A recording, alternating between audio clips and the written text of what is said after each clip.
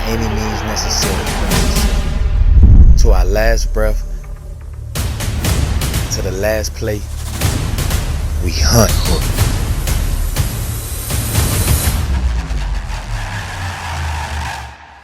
When we bleed, it's orange and green. War ready is the phrase often used. Around these parks, it's game time. No need to turn back the hands of time. We back like we never left.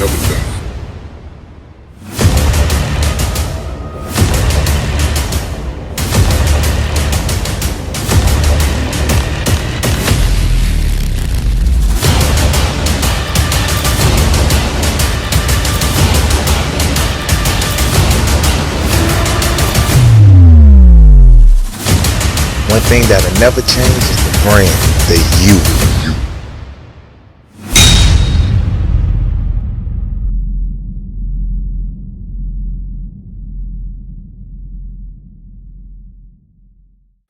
Welcome back to the Games Get Played Network. I'm your host, Wise, and I'm back. We're here to discuss the Miami versus Louisville preview this Friday, October 17th. The Louisville Cardinals travel to Hard Rock to face the number 2 Miami Hurricanes. We're going to go over everything top to bottom. So we're going to take a look at everything by the numbers. We're going to review, key players for Louisville. We're also going to get into the keys for victory for Miami. And we'll also do a film breakdown on Louisville. So Louisville comes in at 4-1, right? They come in at 4-1. To be honest, I think that they've only played 2 legitimate games, if we being honest, right? They've only played 2 legitimate games. So they beat Eastern Kentucky 51-17. They were in a dogfight with James Madison. Yeah, you heard what I said. They was in a dogfight with James Madison until the fourth quarter when the defense ended up scoring a touchdown. They beat Bowling Green. They beat Pitt on the road. They could have easily lost that game. They were gifted, some things in that game. And then they lost to Virginia. So both of these teams are coming off of a bye. So, both of them have had an extra week to prepare for the opponent. And just being honest, man, Louisville comes in here, and I think that Louisville is a team that is interesting. So they only have, games against 2 teams that I consider legitimate competition. Both happen to be ACC teams. They have 1 win, 1 loss. I think one of the things that pops out about Louisville is they are going to toss the ball around with Miller Moss. Through their 2 ACC games, their run game really hasn't been effective like that. So when we get into their stats and stuff, we'll kind of cover how Isaac Brown, is their leading rusher again this year. He has 300 and something yards on the year, 7 yards per carry, but it's pretty much versus garbage time type teams. I think the important thing about Louisville, though, is they believe they should be 5-0. Now, they were given a gift that Pitt game. I was actually watching that game. They were down 17-0, and Pitt went to field a punt. And basically, the Pitt guy was blocked into the return man, but they didn't call it. And a muffed punt, basically, if you will, gifted Louisville field position after they had just punted and they was down 17-0. So instead of Pitt having a chance to go up 20-0 or 24-0, Louisville was gifted with that, real close down there. That kind of changed the whole complexion of the game, to be honest. This is after Miller Moss threw his pick 6. One of 2 pick 6s that he's thrown on the year, by the way. But They feel like they should be undefeated. Even with the gift they were given, at Pitt, they feel like the Virginia game, they should have won that game. And they had ample opportunity to win that game. So they're coming in here with a team with confidence. They like, okay, yeah, we should be undefeated. In their eyes, they like, man, we should be 5-0. And we're just as good as any team in the ACC. Now, in all reality, that's obviously not true.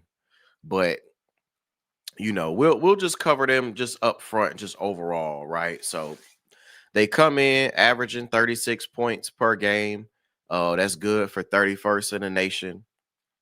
They come in with their defense giving up 21 points per game, which is 48th in the country. Like I told you, they will toss it around. They're averaging 289 passing yards per game. They're only averaging 115 on the ground. So overall, they're doing about 404 yards per game. Miller Moss is their starter at quarterback. For you guys that, are familiar just overall and keep up with stuff that's going on in college football, obviously, Miller Moss is a transfer from USC. If you guys didn't know, he spent his there were 4 previous seasons he spent at USC. One of them where he redshirted. So this is his last ride this year. 1,358 yards, 7 touchdowns, 4 interceptions. He's completing 67% of his passes. If you don't know about Miller Moss, he can toss it around. He does make bad decisions every game. He usually gives the defense at least 2 or 3 opportunities to make interceptions on a regular basis. That's just what he does. He takes chances. He throws balls he shouldn't throw sometimes. He holds on to the ball too long. But overall, he can make plays. Let's not get it twisted. Chris Bell is his favorite target, which we'll get to in a minute. Run game wise, I mean, I really only cover 2 guys, which is Isaac Brown, 334 yards on the year, 7 yards a carry, 3 TDs. We're all familiar with Isaac Brown. We know he was a freshman All-American last year, obviously from the area. He had a great freshman season last year. So far this year, he hasn't been able to do that when he's played the legitimate competition. He really hasn't done much, just being totally honest. And then the other guy we'll cover is Keywan Brown, 126 yards, but he does have 3 TDs. So overall, I think those people are important to kind of cover run game wise. Miller Moss does have 3 rushing touchdowns as well. So even though they've given up sacks, like he will take off. He will pick up yards if need be. And obviously, he can get in the end zone with his legs. Receiving wise, so to me, this is where it gets interesting. So, their number 1 receiver is Chris Bell, 500 yards on the year. He's actually leading the ACC in yards per game, right? So he's not leading the ACC overall in yardage only because Louisville played 1 less game than the leader, but 100 yards a game. And when I tell you Miller Moss throw the ball to him a lot every game, a lot. Pretty much at least a third of his yards is coming from Chris Bell. So a third of those targets that you'll see pretty much will go to Chris Bell. Chris Bell, man, big receiver. 6'2", 6'3" ish. Great size. I believe they said he was like number 2 on one of the big boards for the draft. And just overall, man, he to me is their best player on offense. He's definitely their best player on offense. 14 yards a catch, 4 touchdowns. And like I said, him and Miller Moss have a great connection. The next player that I would highlight at receiver, and I probably would kill it here because I don't really think the other players matter like that, is Colin Lacey. We remember Colin Lacey from last year. He cribbed the kickoff on us. He had a great game overall against Miami. 287 yards on the year. No receiving touchdowns, but we know he's a dynamic player, right? He's dynamic. He can make plays in space.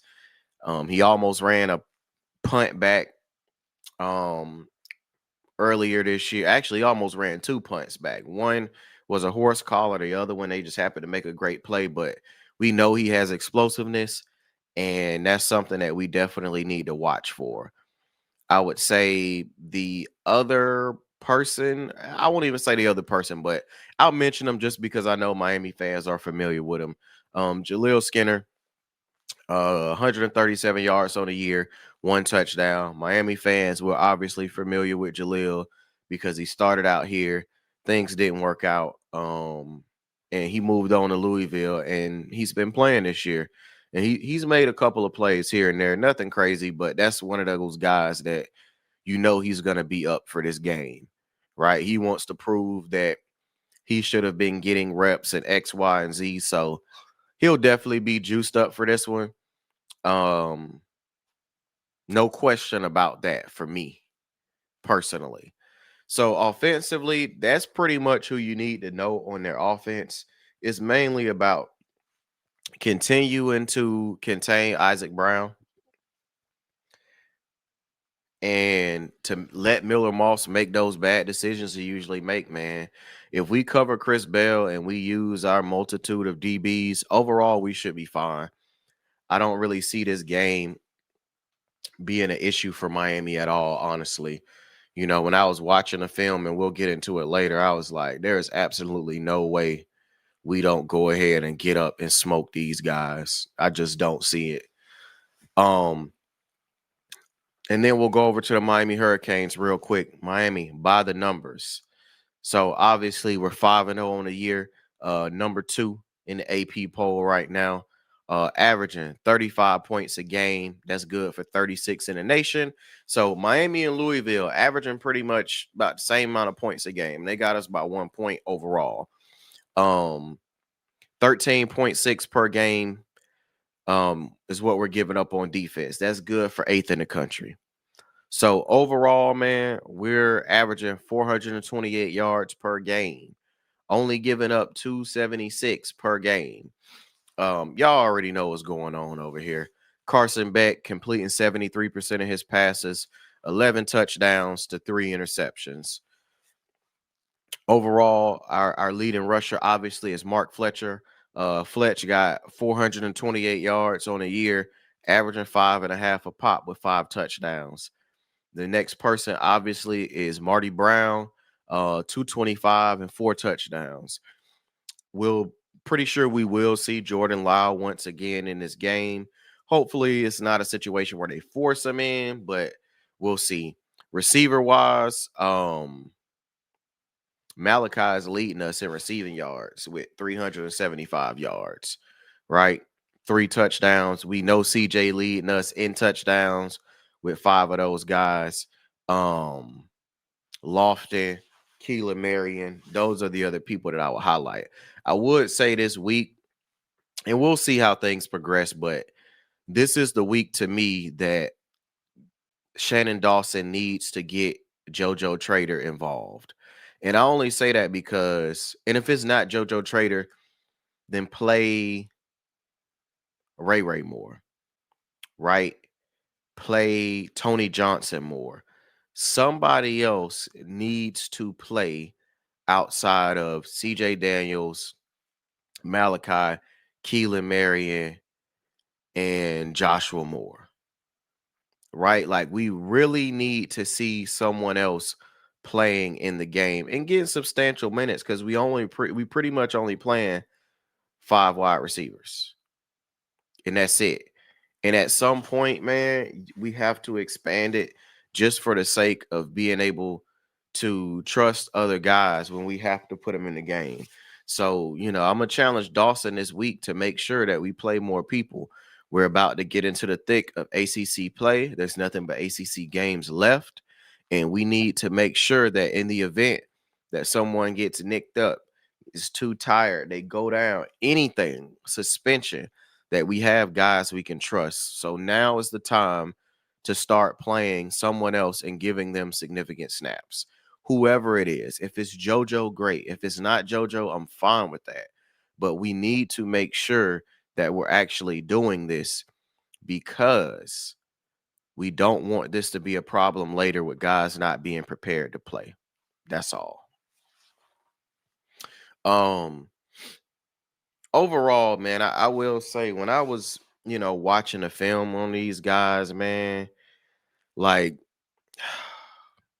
I was having a hard time with this, right? Because I'm watching these guys play, and honestly, I'm like, bro, they're not like that. They're really not. Um, I expect Miami to come out and dominate this game. I think that Louisville is a decent football team. They may be slightly above average, but it's nothing more than that. When you have a dog fight with James Madison, and then both of your ACC games, one where you should have lost, and the second one where you did lose, and the thing that is, I guess, alarming with the second game is like, or the first game that they lost. Let me say that. Let me be clear. Like Virginia only had 237 total yards on offense. That's it. They had 149 passing yards, 88 rushing yards. Louisville controlled time of possession. Louisville got 25 first downs that game. Louisville turned the ball over twice, pick six and a fumble. But just overall, I was just like, man. And I was watching some of that game too, and just realizing, I'm like, bro, what are they doing? Miller Moss throwing the ball 48 times in a game is probably not going to cut it, right? That's probably not what you want to see. I get he will toss it around and everything, but to be honest, that's not necessarily ideal. That's just like when they played Pitt. He threw it 51 times that game. He also threw a pick six. So both ACC games he's played in, he's thrown pick sixes. He has a tendency to throw up a lot of passes he shouldn't throw up. He should have way more than 4 interceptions so far on the year. And that's just me being honest. Like, he should probably have 7 or 8 easily. Like, that's the kind of guy you're dealing with. Overall, I think that probably the most interesting thing about Louisville is defensively, they technically have the best passing defense in the ACC. So that's over a span of 5 games. They're only giving up 150 passing yards per game. But when we look at the film, you guys will see, how that's flawed, in my opinion. And like I said, 3 of the games is in, garbage time. But, I'm not going to take nothing away from the actual stats itself, because Virginia couldn't really throw the ball on them like that at all. And Pitt did throw it on them, but they threw 3 interceptions. So they've been opportunistic when they need to. Sack wise, nothing really to worry about for real. They're averaging 2 sacks per game when you talk about true legitimate competition. So, like I said, I really don't have a lot to say about Louisville. I know y'all probably thought I was going to have like this intricate setup or breakdown, but I'm gonna be honest, man. It's not enough there. Like if you actually watch these guys play a game, you like, oh, you guys could easily be 2-3. Like legitimately, you could be 2-3. James Madison lost, and a Pitt loss. Like, yeah, they coming down here to the Rock, and honestly, I see them getting smacked. I see them getting smacked. By the middle of the third quarter, this game is going to be over with completely. When you watch them, one of the things that you do see that stands out is defensively, they have good speed when it in regard to perimeter play, right? So you'll see, trying to stretch on them, just certain plays, whether if you running or quick pass plays with the stretching, their speed on defense probably stands out more than anything. But as far as their physicality and stuff like that, nah, they gonna get trench work from us all day. Dawson's about to have a field day running that inside zone on Louisville, an absolute field day. And as soon as they start putting more in the box, that's it, bro. That's it. As soon as they start putting more in the box, because we're having our way with 4, 5, 6, 7 yards a pop, then you hit them over top. Because the secondary, I get they only giving up 150 a game, but from what I seen overall, the secondary Swiss cheese, bro. The defense itself is Swiss cheese, if you ask me. But the secondary in particular, you can get whatever you want on them guys. You can get whatever you want on them guys. And that's just what I seen from the two games that really matter. Like I'm to the point now where I can trust Miami enough to say I don't need to go watch the film on the other three garbage games. Those are the only games where they had good rushing, and just overall, I was just like, no, I'm watching the games that matter. Same thing I did regarding Florida State, if you recall. This year is only the games that matter, man. Miami is not playing with these guys. And like I said, I expect Miami to come in and handle business, right? It should be a good, clean game. I expect us to be able to run the ball, really run the ball and lean on these guys. And I don't think there's anything that we do offensively that they can stop. So we know Miami has the best offensive line, or worst case, top 3 offensive line in the country, right? So it's going to be bully ball up front. We're going to be moving all of their guys around. We're going to be knocking them back. There's no question about that. So really, this game is just going to come down to how many times Beck ends up hitting Louisville for the deep shots. If they come down, we going over the top. If they don't come down, we'll just keep taking what they give us. But overall, they can't match up with us. They don't have the guys on the outside to cover us. They have had good linebacker play so far this year. Their D line is okay, but they can't handle us. So on offense, we're gonna be able to do whatever we want to do, as long as it's not one of those super wet games or whatever. Offensively, we'll get what we want. Defensively, that boy Miller Moss, bro, like it's like you're watching a true freshman at times. Because sometimes you watch him and you're like, oh nah, he did that. And then you watch him and then he does a bonehead move. And you're like, bro, what are you doing? So with him, he's gonna try to force the ball to Chris Bell. That is one thing I know for a fact. He is going to force that ball to Chris Bell. So we have to make sure that we account for Chris Bell and make sure that we got the right matchups on him every single time, because 33% of his targets go to Chris Bell. And then the other, let's just say another 15% going to Colin Lacey, maybe even 20%. Them half his targets right there. The other one's going to be a couple dink and dunks down here, the backs and tight ends and stuff like that. But that's where he's going with the ball, bro. Like he target Chris Bell a lot, to the point where that's why he ends up throwing some of those passes he throws. Part of it is confidence, and the other part of it is when you get him under duress, he makes bad decisions. He does not climb the pocket and move around well, in my opinion. And I think Bain and Mesidor are gonna have a field day on their offensive line, an absolute field day. Bro, I was watching Pitt and Virginia kind of do whatever they wanted on them, and it wasn't even always sacks. But that left tackle, bro, I'm watching him get worked, like worked. The left tackle was getting destroyed. So whoever is lining up over there, I expect them to do whatever they want to do. Um, And defensively, man, I think we shut them down. You take away Chris Bell and you make sure that you contain Isaac, and you have nothing else to worry about.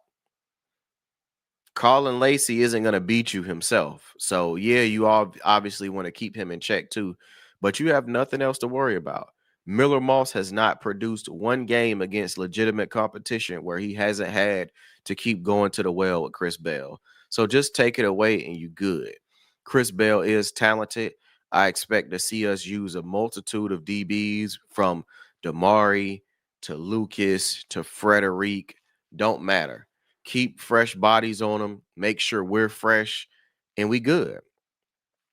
That's really it, man. Like I wanted to find more in this when I was watching the film and just, digging through the numbers and just really taking a look into Louisville, but Louisville is not for real. And if they think they finna come in here to the Rock and get a win, y'all crazy.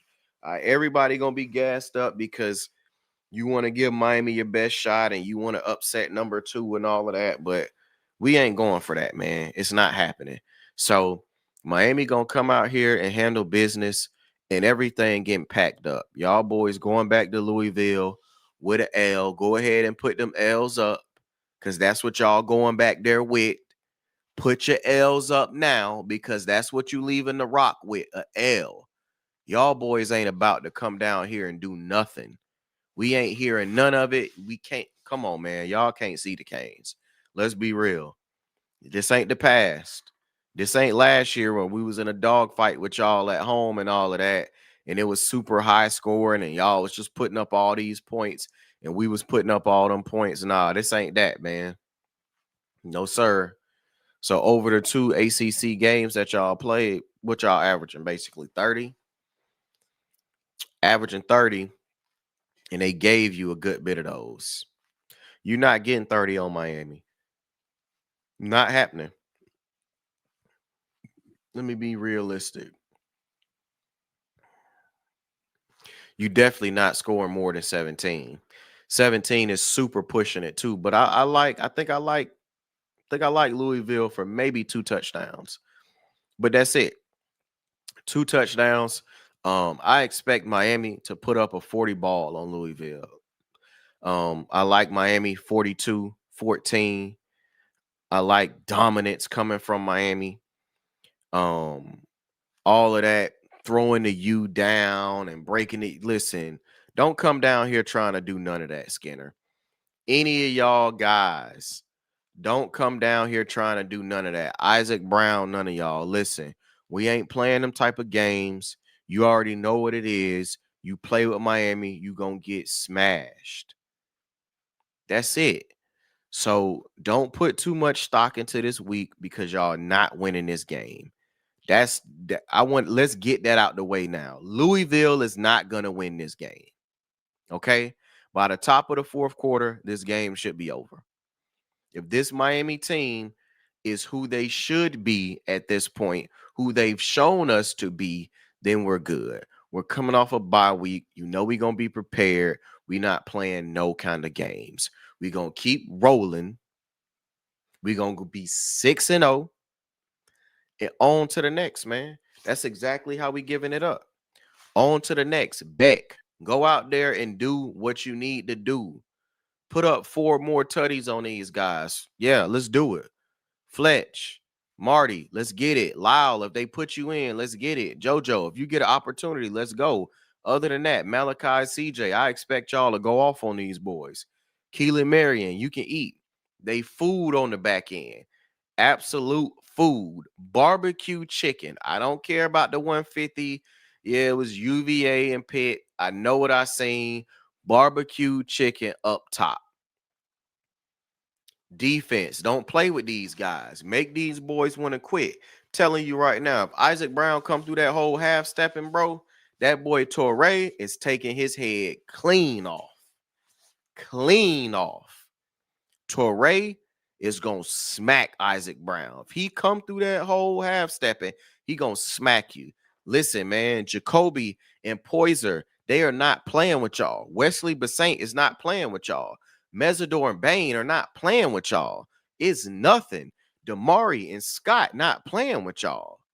We are not going for that, bro. We the Miami Hurricanes, man. That defense gonna go out there and fly around,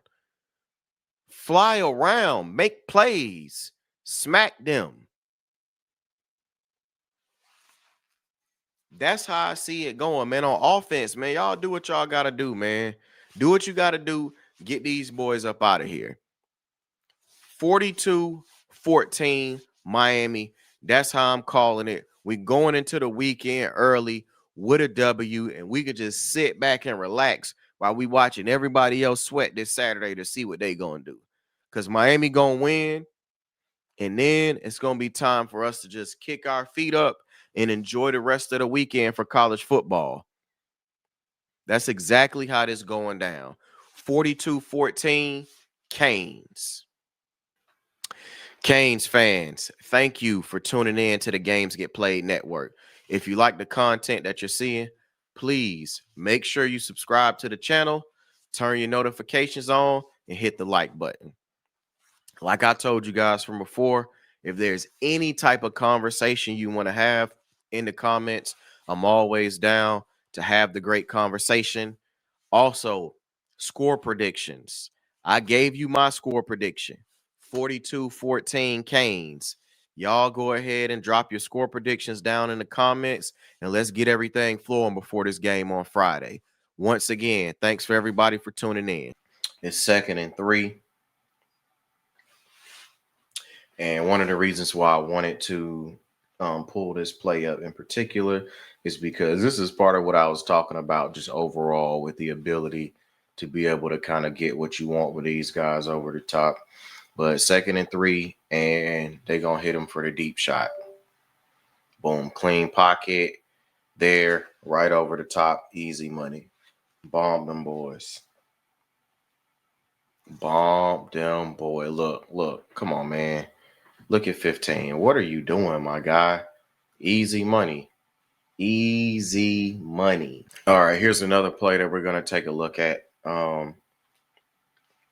Pitt got the ball 1st and 10.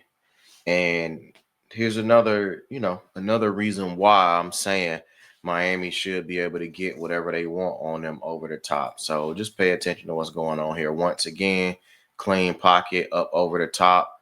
Bomb that boy. And that was PI. They didn't even call it. Bomb that boy. Bomb that boy. That's PI all day. But it's nothing. He was beat. That's part of the reason why he was reaching. That's 2 deep shots already. All right, so once again, it's 1st and 10 for Pitt. This is in the 2nd quarter. Louisville just had put some points up on the board. And 1st and 10. Just pay attention. Step up, another shot down the field. 3 in the first half. You got a full-fledged coverage bust and another deep shot. 3 deep shots in the first half. Doing what you want to do. Look, it's clean, move up, boom. Easy money. Wide open. They just turned bro loose. So check it, guys. 3rd quarter, 6 minutes and 29 seconds left. It's 2nd and 8. And I'm going to just let you guess what's going to happen here. Number 4. Bombed them boys again. Bombed them boys again. Bro, come on. It's food. The secondary is food. That's why I said the number 1 passing defense in the ACC is very deceptive, man. They food. All right, so this is right after that deep shot, and this is where Pitt let them off the hook. Right? They let them off the hook. They just bombed these boys. They up by a touchdown. And this is part of what I meant when I'm like, Pitt gave the game away at multiple points. But here's a key one right here. Boom. 1st and goal, lobbed it up there. Absolutely not. Absolutely not. And this is why that boy ain't starting no more. Real dickhead. Like, why would you do this? Why would you do that? Bro. Bro, why would you look at his face? Look at his face. Come on, bro. All right. So far, everything that we've looked at on their defense has been deep shot, deep shot, deep shot, deep shot, interception.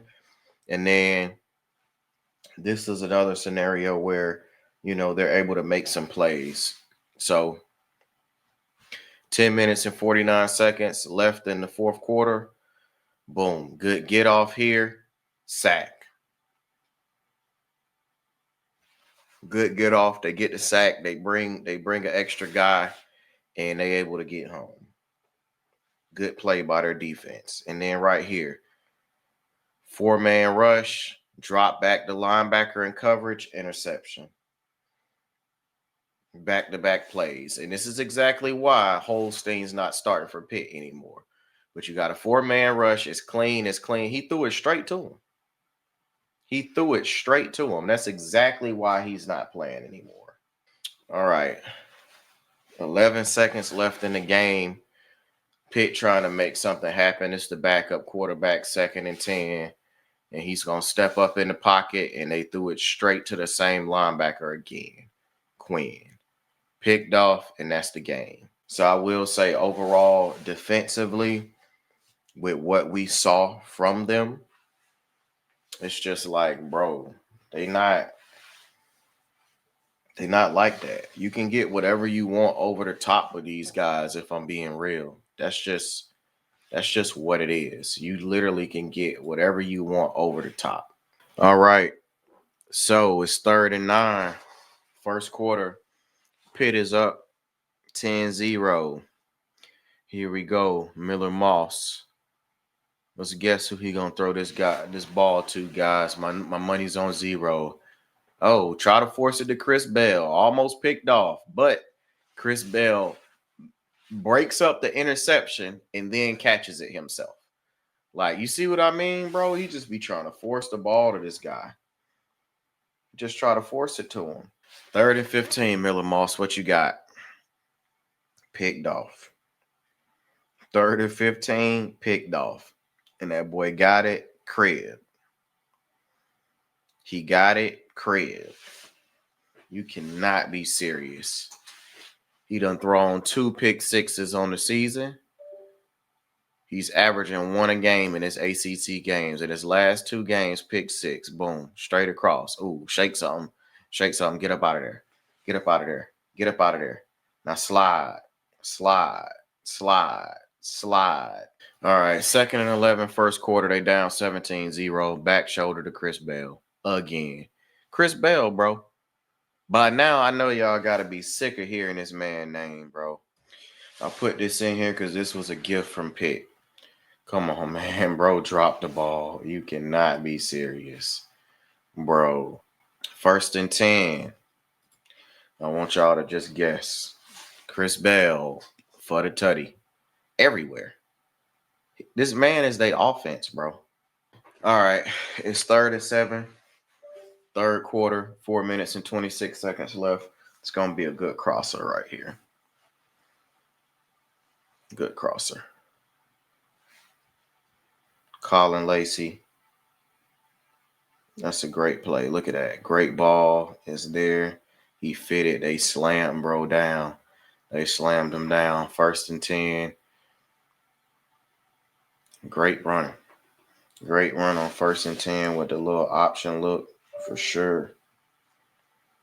With the little option look, you do all of that, right? 2nd and 8. What you doing? Sack. Bro, I just don't know. He ain't even see him coming. Look. He keyed up on it. He didn't even see him. Didn't recognize the blitz at all. Oh, my God. Watch 71. 44 about to work his ass. Watch this. Ruben Bang will have a field day. Ruben Bang will have a field day. That is a common theme in the theme in the film. Like, I wasn't pointing it out every time, but when I was watching it, come on, bro. Ruben Bang and Mezzi going to have a field day on this guy. Chris Bell. This right here was a good play that they worked in. It's going to be Skinner only touchdown of the season. Might be, his first score for them. That was a good look for them overall. Good play call right here. Boom, get him out in the flats. And then it's easy. He can run. That's the one thing he can do is run. All right, boom, real quick. This might be Miller Moss' best play he made of the whole season. The pressure's on him right there. He gonna turn back the other way and go ahead and flip that up. Boom, pressure, boom, right there, flip it, boom, back of the end zone. That was fire. All right, so it's 3rd and 5. I wanted to highlight this play just because run fit wise, if you see what's going on here, they should win, bro. They got 1, 2, 3, 4, 5, 6, 7, 8.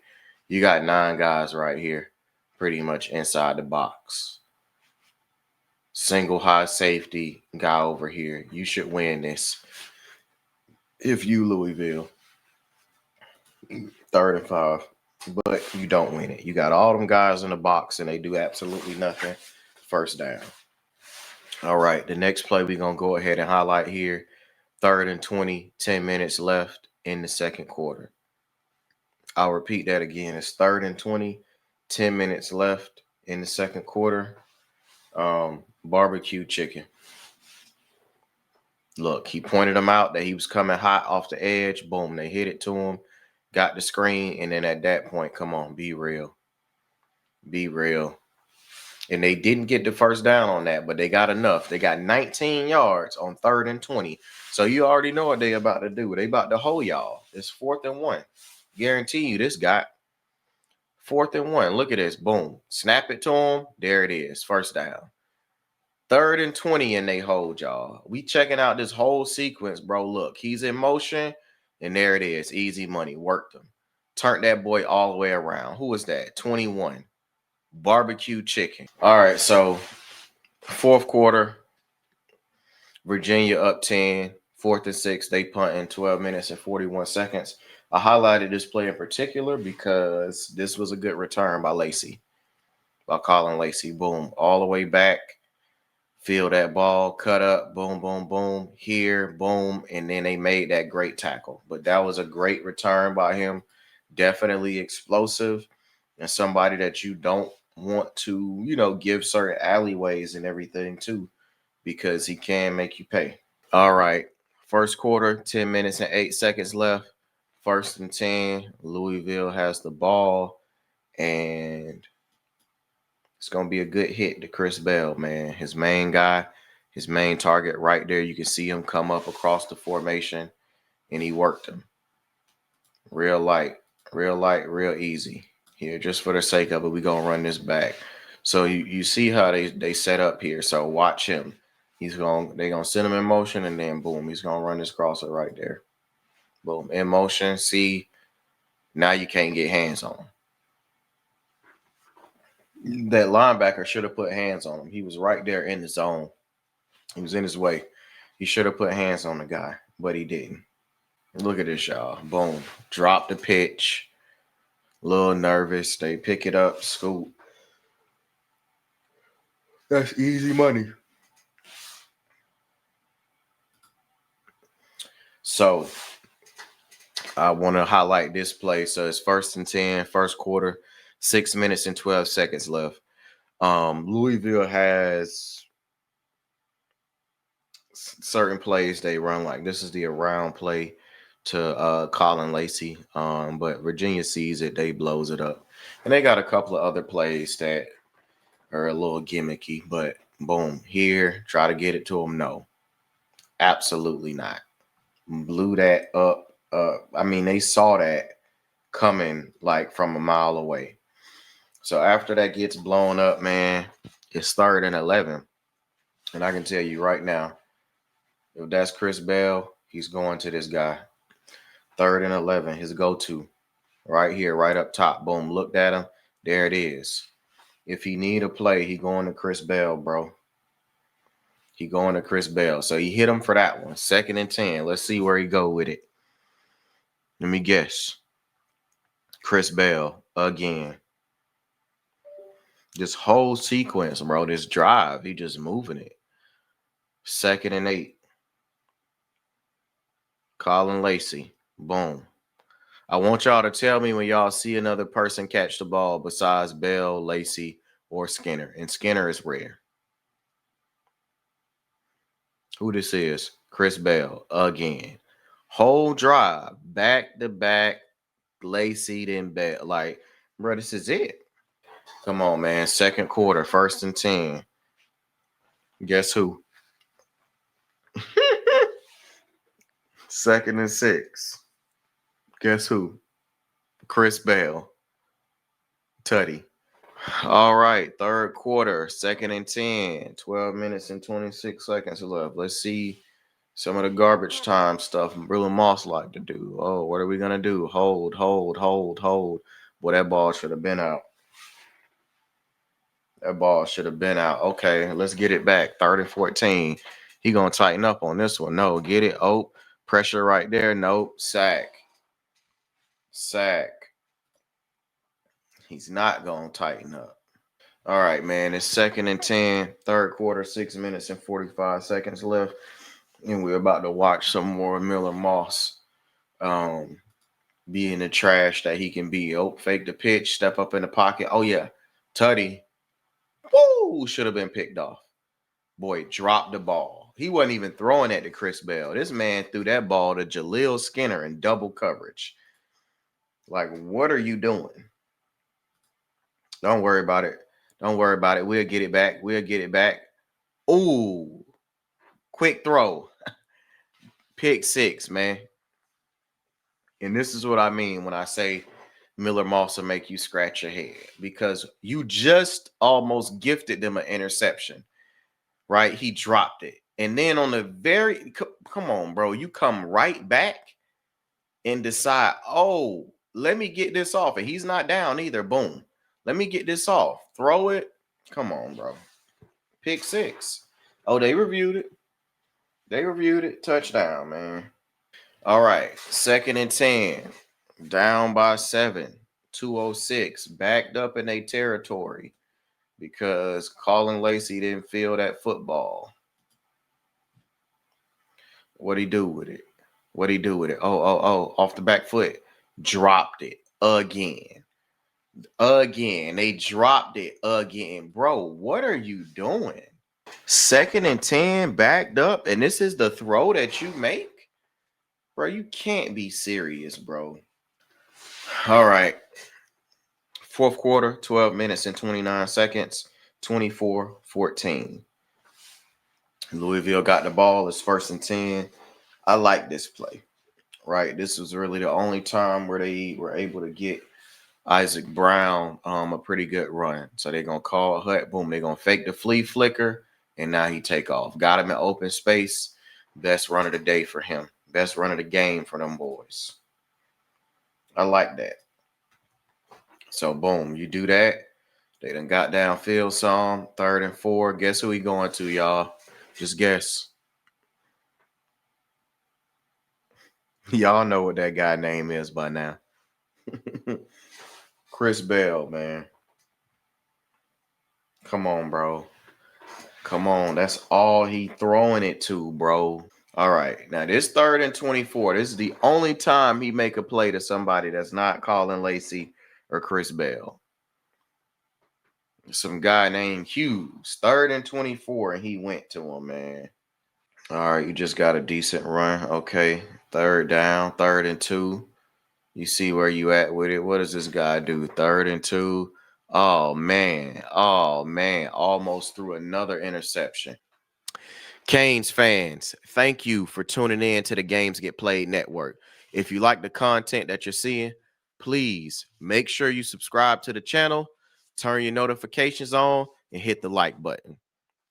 Like I told you guys from before, if there's any type of conversation you want to have in the comments, I'm always down to have the great conversation. Also, score predictions. I gave you my score prediction, 42-14 Canes. Y'all go ahead and drop your score predictions down in the comments, and let's get everything flowing before this game on Friday. Once again, thanks for everybody for tuning in.